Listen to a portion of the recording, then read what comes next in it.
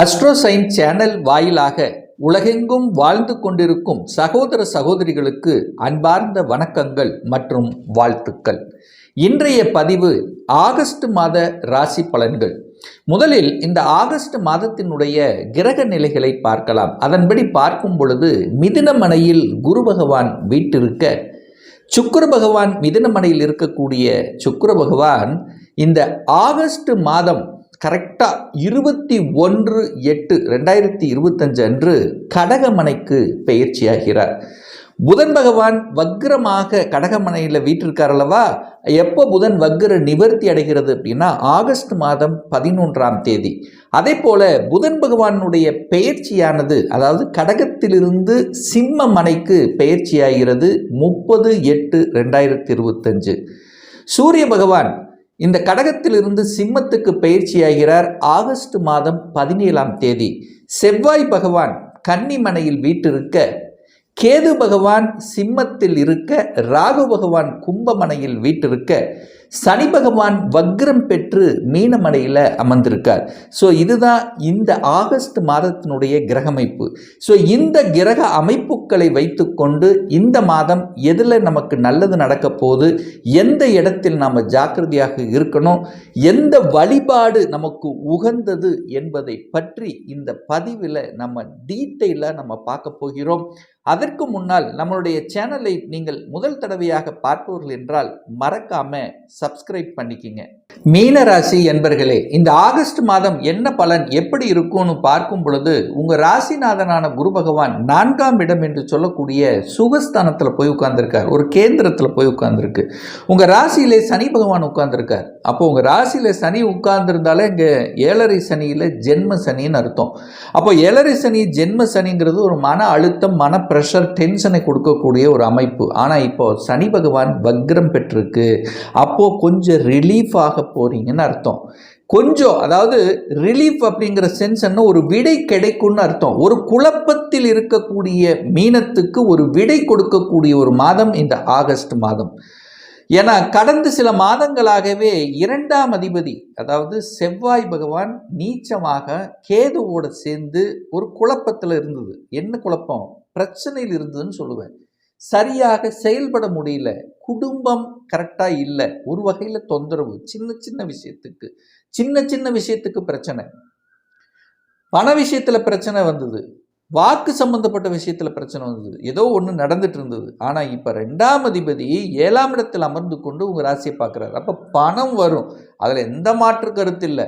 கடந்த சில மாதங்களாக பணம் சார்ந்த விஷயங்கள், குடும்பம் சார்ந்த விஷயத்தில் தீர்வு இல்லாதவங்களுக்கு இப்போ தீர்வு கிடைக்கும் இந்த ஆகஸ்ட் மாதம். அப்போது செவ்வாய் லக்னத்தை ராசியை பார்க்குறது நல்ல அமைப்பு. ஏன்னா செவ்வாய் உங்களுக்கு தனத்தை கொடுக்கக்கூடியவன், பாக்கியத்தை கொடுக்கக்கூடியவன், உங்கள் ராசியை பார்க்குறார், நல்ல அமைப்பு. ஆனால் குணம் என்று சொன்ன போனால் செவ்வாய் கோபத்தன்மை, ஆக்ரோஷத்தன்மை. அப்போ சனி செவ்வாய் சேர்ந்த பகை. அப்போ அந்த இடத்துல கொஞ்சம் சில சமயங்களில் கோபப்படுறது, கொஞ்சம் ஆக்ரோஷப்படுறது வெளிப்படும். டிசிஷன் மேக்கிங்கில் அவசரப்படக்கூடாது என்பதை இந்த ஆகஸ்ட் மாதம் காண்பிக்கிறது. டிசிஷன் என்ன, எந்த ஒரு புதிய விஷயமாக இருந்தாலும் கொஞ்சம் யோசிக்கணும். அல்லது ஒரு வேலை சார்ந்த விஷயத்தில், வேலை வாங்கணும், வேலை விடணும், வேலை சார்ந்த விஷயத்தில் எடுக்கக்கூடிய டிசிஷன் கொஞ்சம் யோசிக்கணும் அப்படிங்கிறத ஞாபகம் வச்சுக்கோங்க. ஏன்னா வேலை விஷயத்தில், அதாவது ஏதாவது ஒரு டெம்ப்ட் நடத்தக்கூடிய தன்மை, திடீர்னு கோவப்பட்டு வேலை வேண்டாம் அது வேண்டாம்னு சொல்லக்கூடிய அமைப்புகளை ஒரு சிலருக்கு உருவாக்கிறோம். அப்போ தான் நிதானம் வேண்டும்.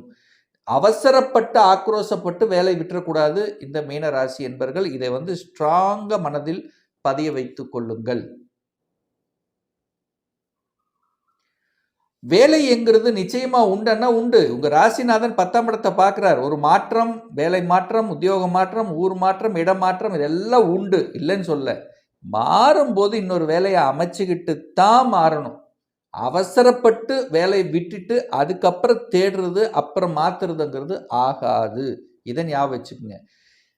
100% அப்பாயின்மெண்ட் ஆர்டர் வாங்கிட்டு தான் மாறணும். நண்பர் சொல்கிறாரு, அவர் வாங்கி கொடுத்துருவார், இவர் வாங்கி கொடுத்துருவாரு அப்படின்னு நினச்சி, ஆசைபாசையை நினச்சி ரிசைன் பண்ணிடக்கூடாது. இதை மட்டும் ஞாபகத்தில் வச்சுக்கோங்க.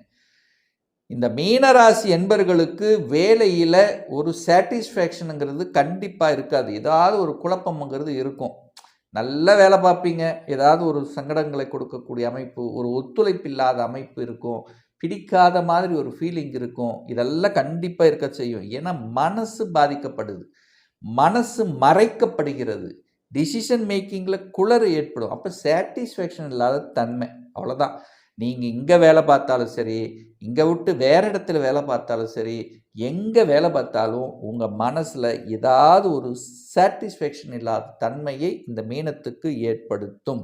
அதனால நீங்கள் அவசரப்படக்கூடாது அப்படின்னு சொல்றேன்.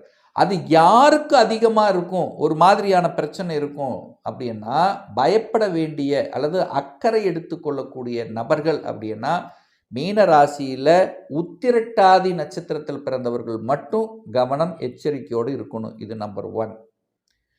நம்பர் 2, யாருக்கெல்லாம் இந்த மீனராசி என்பவர்களுக்கு சுக்கிரனுடைய புத்தி நடக்கிறதோ அவர்களுக்கு ஒரு அழுத்தம் பிரஷரை கொடுக்கும். சுக்கிர புத்தி எந்த திசை நடந்தாலும் சரி, சுக்கிர புத்தி, புத்திநாதன் சுக்கிரனாக இருந்தால் உங்களுக்கு ஒரு அலைச்சல், திருச்சல், டென்ஷன் நிச்சயமாக இருக்கும். அதே போல எந்த தசை நடந்தாலும் சரி, சூரியனுடைய புத்தி நடக்குதுன்னா என்ன வரும்? கோபம் வரும், எதிர்ப்பு வரும், பகை வரும், கடனை உருவாக்கும். ஸோ இந்த தன்மையில் இருக்கிறவங்களுக்கு மட்டும்தான் கொஞ்சம் அழுத்தம், பிரஷர் அதிகமாக இருக்கும். மற்றவர்களுக்கு கவலைப்பட வேண்டிய அவசியம் இல்லை. மற்றவர்கள் கோபப்படாமல் இருந்தாலே போதும். மற்றபடி எந்த நெகட்டிவும் உங்களுக்கும் வரப்போவதில்லை. சனி இப்போ வக்ரமாக இருக்கார். இயல்புக்கு மாறிய தன்மையில் தான் இருக்க போகிறார். அதனால் நீங்கள் பயப்படாமல் செய்யலாம். சார், வீடு வண்டி வாகனங்கள் இப்போ இந்த காலகட்டம் வாங்கலாமான்னு கேட்டால் நிச்சயமாக வாங்கலாம். வாங்குறதுக்கு எந்த தடை இல்லையே. சுக்கிரன் 4ஆம் இடத்துல தான் உட்கார்ந்துருக்கார். வீடு அப்படின்ற இடத்துல தான் சுக்கிரன் இருக்குது. அப்போ வீட்டை மாற்றணும், வீட்டை ஆல்ட்ரு பண்ணணும், புதிய வீடு வாங்கணும், பணம் விரயமாகுது, பேசாமல் இந்த மாதிரி ஏதாவது செஞ்சுக்கலாம் அப்படிங்கிற எண்ண ஓட்டங்களை கொடுக்கும். அது பண்ணிக்கலாம். ஏன்னா நீங்கள் குரு உங்கள் ராசிநாதன் போய் 4ஆம் இடத்துல தான் உட்காந்துருக்கார். நீங்கள் போய் வீடுங்கிற சுகஸ்தானத்தில் போய் உட்காந்துருக்கீங்க. அப்புறம் அதை பற்றி திங்கிங் இல்லாமல் எப்படி இருக்க முடியும்? கண்டிப்பாக அதை பற்றிய திங்கிங் கொடுத்தே தீரும். இந்த மீனராசி என்பவர்களுக்கு பார்த்தீங்கன்னா, இந்த மாதம் 17ஆம் தேதி, ஆகஸ்ட் மாதம் 17ஆம் தேதி சூரிய பகவான் ஆட்சி பலத்தோட வலிமையாக போய் உட்கார போகிறார் 6ஆம் இடத்துல. அப்போ வேலை உண்டு, வேலை அதிகாரம் உண்டு. மீனராசி என்பவர்கள் அதிகாரம், அட்மினிஸ்ட்ரேஷன், தலைமை பண்பு தேடி வரக்கூடிய அமைப்புங்கிறது இருக்கிறது.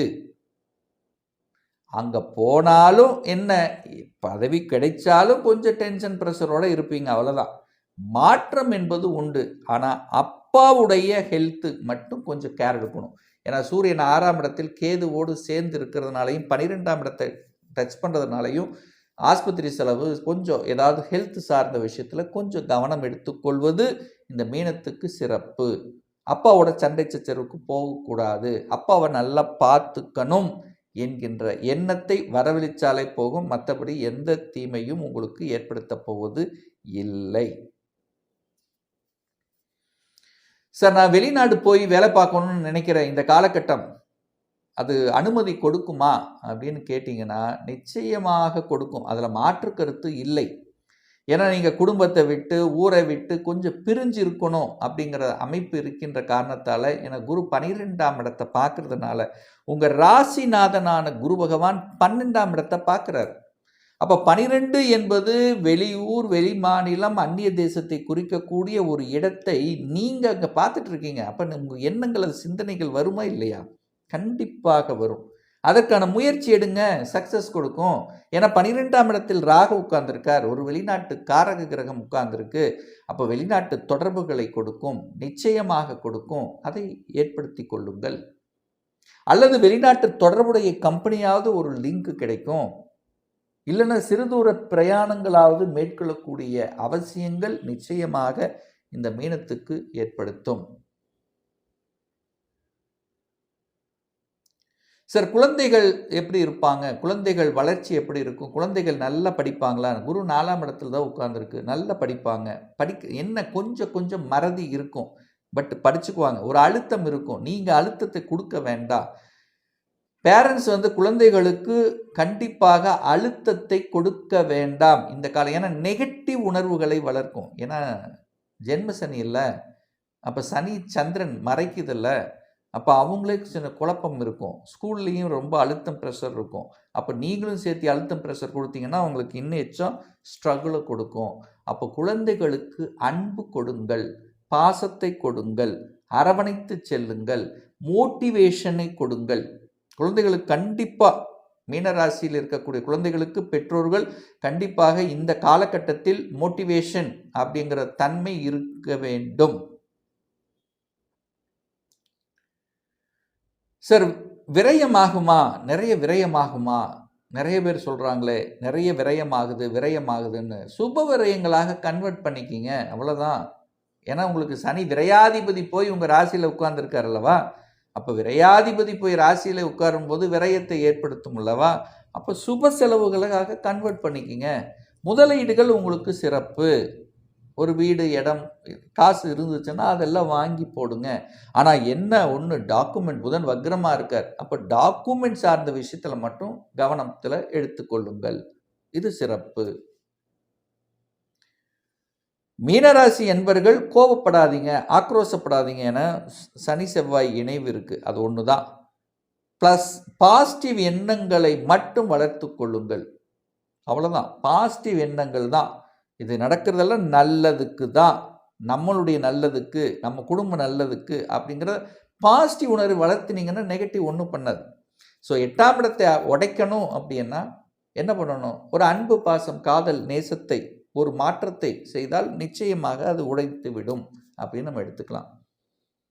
அப்போது இந்த மீனராசி என்பவர்களுக்கு எதிர்பாராத விதத்தில் சில நன்மைகளை கொடுக்கக்கூடிய ஒரு காலகட்டமாக அமையும். எதிர்பாராத நன்மைகள், எதிர்பாராத இடமாற்றம், எதிர்பாராத ப்ரமோஷன் கிடைக்கக்கூடிய அமைப்பு. குழந்தை பாக்கியம் ஒருத்தருக்கு, சிலருக்கு பார்த்திங்கன்னா திடீர்னு உருவாக்கும். ஸோ இந்த மாதிரி எதிர்பாராத திருப்பங்கள், மாற்றங்கள், நல்ல செய்திகள். நல்ல செய்திகள்னு என்ன? குடும்பத்தில் சண்டை சச்சரவுகளில் ஒத்துமையாகக்கூடிய தன்மை, தனவரவு கிடைக்கும். இதெல்லாம் நல்ல பாசிட்டிவான விஷயங்கள். ஒரு நல்ல தெய்வ வழிபாடு 17/8/2025 சண்டே, ஞாயிற்றுக்கிழமை அன்று சனி பகவானுடைய ஜெயந்தி. கண்டிப்பாக, ஏன்னா சனி தான் உங்கள் ராசியில் உட்கார்ந்துருக்கார், ஜென்ம சனியாக இருக்குது. ஸோ அன்றைய தினம் உங்கள் வழிகள், உங்கள் மனக்குழப்பங்கள் நீக்கணும், ஒரு நல்ல லாபம் கிடைக்கணும், விரயம் ஏற்படாமல் பார்த்துக்கணும் அப்படின்னா அன்றைய தினம் நவ கிரகத்தில் இருக்கக்கூடிய சனி பகவானை சென்று வழிபடுவது உத்தமம்.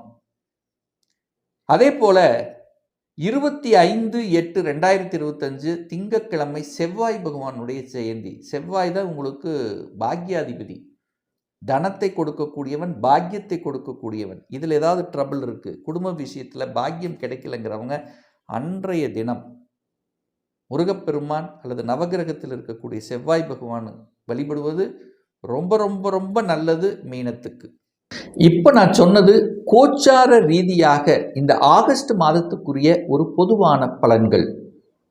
ஒரு ராசியில் பார்த்தீங்கன்னா கோடிக்கணக்கான பேர் இருப்பீங்க, எல்லாத்துக்கும் ஒரே பலன்னா நிச்சயமாக இல்லை. ஒவ்வொருத்தரும் டிஃப்ரெண்ட், ஒவ்வொருத்தருடைய ஜாதக அமைப்புகள், தசா புத்தியும் வேறுபடும், அதற்கு தகுந்த மாதிரி பலன்களும் வேறுபடும். இந்த கோச்சார பலனை கண்டினியூஸாக ஒரு 3 மாதத்துக்கு பாருங்கள். சரியாக பொருந்தி வரல அப்படின்னு வச்சுக்கோங்களேன், உங்களுடைய தசாநாதன், புத்திநாதன், பாவகிரகங்களின் தொடர்பு அல்லது 6, 8, 12 அதிபதிகளுடைய தொடர்பில் நிச்சயமாக இருக்கும். ஒரு துல்லிய பலன் வேணும். 2025 சொந்த தொழில் செய்வதற்கு விருப்பப்படுகிற அதற்கான கொடுப்பினை இருக்கிறதா இல்லையா? திருமணம் தடைப்பட்டு கொண்டே இருக்கிறது, எப்போதான் நமக்கு திருமணம் நடக்கும்? எந்த கோர்ஸ் எடுத்து படித்தா என்னுடைய ஃப்யூச்சர் நன்றாக இருக்கும்? எப்போ எனக்கு இடமாற்றம், எப்போ எனக்கு ப்ரமோஷன், எப்போ குழந்தை பாக்கியம் கிடைக்கும்? இது போன்ற கேள்விகளுக்கு துல்லியமான பதிலை நம்மால் கூற முடியும்.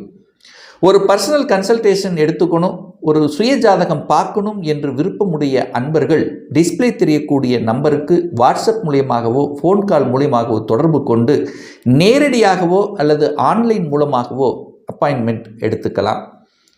நம்முடைய அலுவலகம் கோயம்புத்தூரில் அமைந்துள்ளது. அதாவது கோயம்புத்தூரிலிருந்து மேட்டுப்பாளையம் செல்லும் வழியில் வெள்ளக்கிணறு பிரிவு அருகில் அன்னபூர்ணா ஹோட்டலுக்கு பக்கத்தில் அமைந்திருக்கு. பிரியர் அப்பாயின்மெண்ட் வாங்கிட்டு நேரடியாக கன்சல்டேஷன் எடுத்துக்கலாம். நிச்சயமாக இந்த பதிவு ஏதாவது ஒரு ரூபத்தில் யூஸ்ஃபுல்லாக இருக்குங்கிறதுல எந்தவித மாற்று கருத்தும் கிடையாது. இந்த ராசி நட்சத்திர நேயர்கள் அனைவரும் வாழ்க வளர்க வளம் பெறுக என்று எனது வாழ்த்தினை தெரிவித்துக் கொண்டு விடைபெறுகிறேன். நன்றி, வணக்கம், வாழ்த்துக்கள்.